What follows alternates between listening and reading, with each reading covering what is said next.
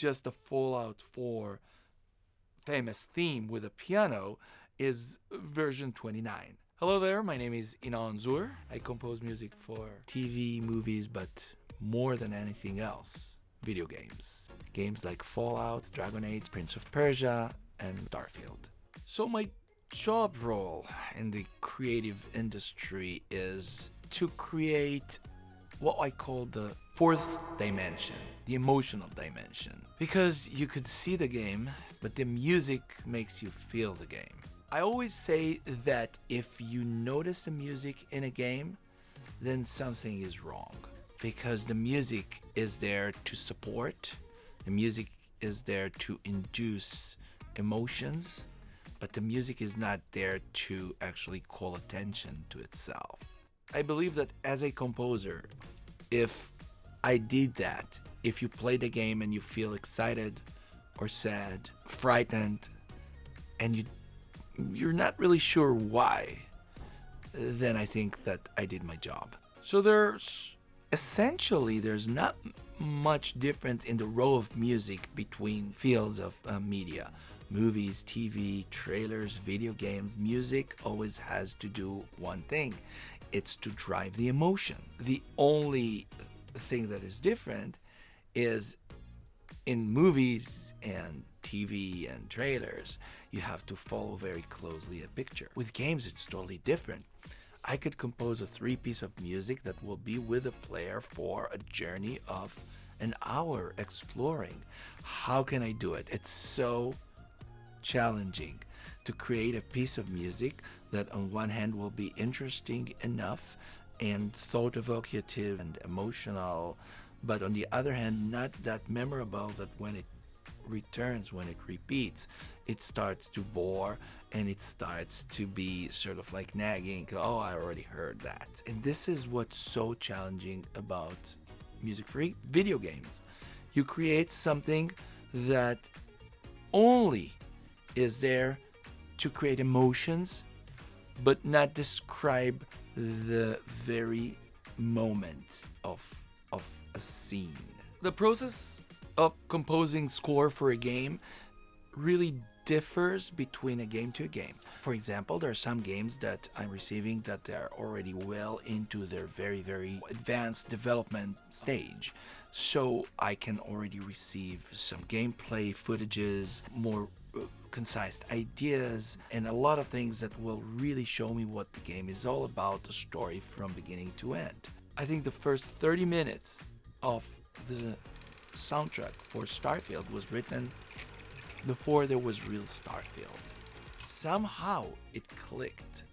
Or maybe actually because it was only evoked and inspired by the notion of the idea behind Starfield, and that's something that I was called to describe or to follow.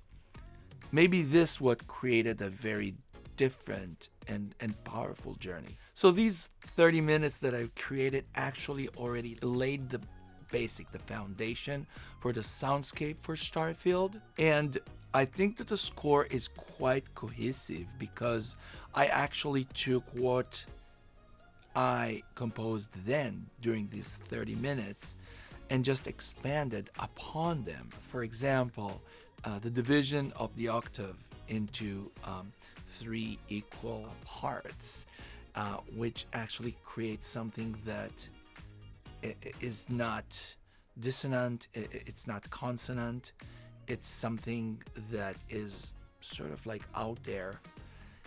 It's not something that is giving you like a relief. It's not something that is tensionous. It's something that really leaves you hanging in space, and this is what I was going for. Todd Howard is the visionary behind everything, and it's enough to sit with him for half hour, an hour, just to listen to him talk. Your thoughts start to really roll and run, and because the way he has this ability of engaging ideas and excitement inside of you, and you see things in your mind and your imagination is really being triggered when he speaks to you. Mark Lambert is the amazing audio director for many, many games, and I am collaborating with him since Fallout 3, I believe. And he is responsible for taking my music and fit it inside the game. And the way Mark works is like, he says like, you do whatever you think you should do. I trust your musical judgment, but then he could give me pointers. He could say, well, this works, but how about we will skew a little bit, we'll change the emotional aspect a little bit. He always talks about more of like what the player should feel. And the way I'm writing it is always from the point of view of I want to cause the player to feel this specific feeling. And Mark Lambert is really great in guiding me how to do it. So when we're done, and I must say, sometimes it's like one and done, sometimes 3 versions, sometimes like, I don't want to talk about Starfield because it's even bigger, but just the Fallout 4 famous theme with a piano is version 29. There are huge composers that I love. John Williams, Jerry Goldsmith, newer composers like Thomas Newman, who I really adore, Johan Johansson, which I took so much, learned so much from him. For some reasons, always what stick to my mind is Ennio Morricone's scores of films like The Mission, for example. So powerful.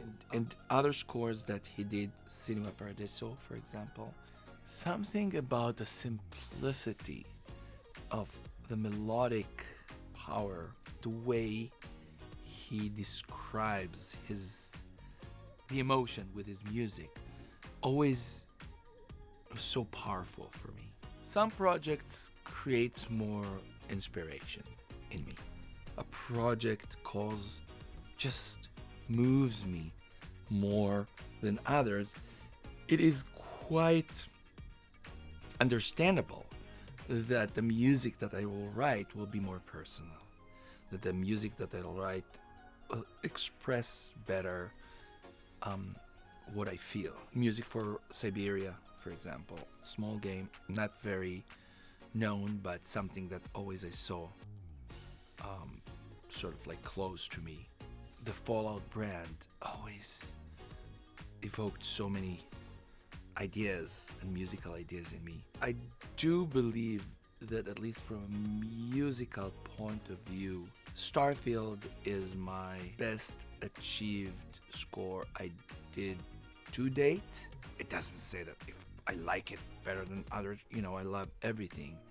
But just as a musical achievement, I think this is so far, at least to me, the best work I did to date. What makes video games so special as a medium is, well, my late mentor and agent for many, many years, Bob Rice, he always said, like, to him, the big difference between TV and movies is, like, with TV and movies, you sit back and you watch. In game, you sit forward and you play. The magic about video games is the level of engagement that it gives to the player. You are not watching something, you are part of an experience. You're part of the excitement. You are part of the story. Sometimes you're even the center of the story. Who wouldn't want to be the center of the story, right? It's a magical word. Definitely magical world.